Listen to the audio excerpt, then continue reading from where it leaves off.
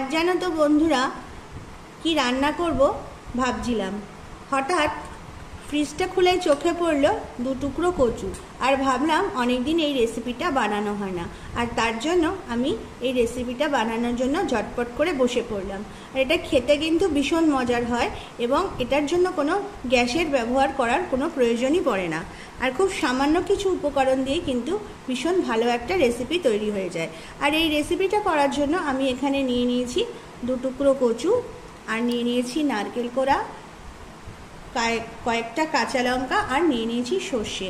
এখন আমি প্রথমে কচুটাকে ভালো করে ঘষে নেব।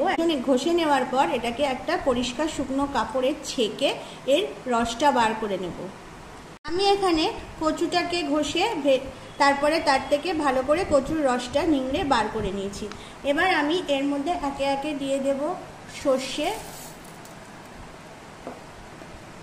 নারকেল কোড়া, আর দিয়ে দেব কাঁচা লঙ্কা দিয়ে এবার এটাকে ভালো করে আমি বেটে নেব। তাহলে দেখলে বন্ধুরা এখানে কিন্তু আমার কচু বাটা একদম রেডি। এবার গরম ভাতের সাথে এটাকে আমি সার্ভ করব।